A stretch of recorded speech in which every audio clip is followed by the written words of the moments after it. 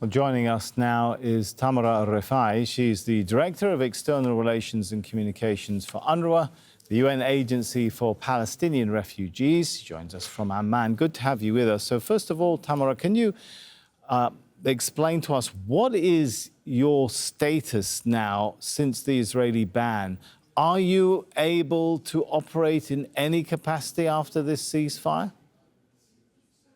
I'm glad you're asking, Sami, because there's a misconception about UNRWA. UNRWA has not stopped working in Gaza throughout the war. So our medical teams have continued delivering medical services in person and remotely. Our water and sanitation engineers and teams have continued to truck clean drinking water to the shelters. The shelters are UNRWA schools. So my UNRWA colleagues have managed these shelters with the internally displaced people inside them. In reality, UNRWA has 12,000 Palestinian staff that have not stopped working in Gaza, even though, as you rightly pointed, the Israeli legislation has banned the entry of international staff into Gaza. So my international colleagues have been managing the UNRWA humanitarian response and services remotely for a few months now.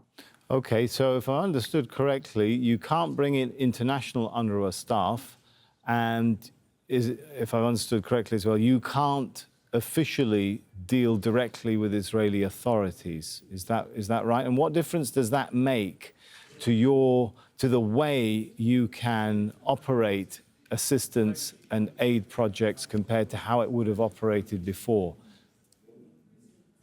Your understanding is correct on both counts. It makes a huge difference not to be able to engage directly with the Israeli government on the logistics and on the day-to-day, but also on the future of UNRWA's operations. You see, there's so much coverage and very well merited to the food situation, the malnutrition, the famine that was declared, and the need to open up many more food distribution centers and to allow for much more food to come into Gaza.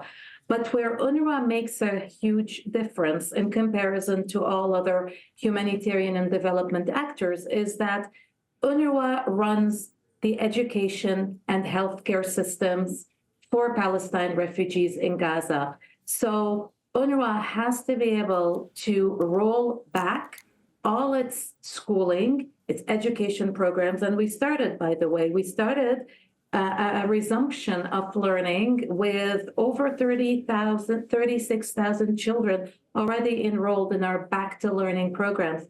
Public healthcare, this is what we do. Our medical staff, our primary healthcare centers is where normal people get their vaccinations. This is where they get their insulin. This is where they get their high blood pressure medicines. So beyond the acute humanitarian response, UNRWA runs services that are like the public sector. And that is where we have an edge. And that is primarily where we're irreplaceable in the absence of a formal Palestinian public health sector currently in Gaza. So sector. Tamara, you mentioned the word irreplaceable. Does this mean that people are going hungry, sick people are not getting their medication, kids are not getting education because of the Israeli ban on UNRWA, that you might still be operating, but you're not able to operate at the level which you could do had there not been an Israeli ban in place? Before this last conflict, we had over 300,000 children in UNRWA schools. We had 180 UNRWA schools, most of them operating double shifts, so close to 300 school places. What we've done recently is we've made space in our shelters and right next to our shelters for children to resume learning through our educators and teachers. We have over 8,000 teachers and educators in Gaza. That in no way replaces the acute need for children to go back to normality within a formal school setup, not only to compensate for learning losses, but also to address their trauma. There are 1 million children in Gaza. We can safely say that all of them are traumatized. 660,000 of them are of school age.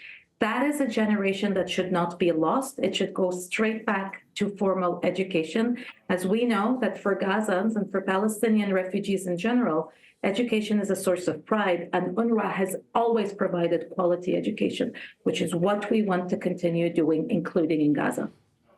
All right. Thank you very much for explaining to us your operations, the current state of play with your operations. Tamara Alrifai, UNRWA Communications Director.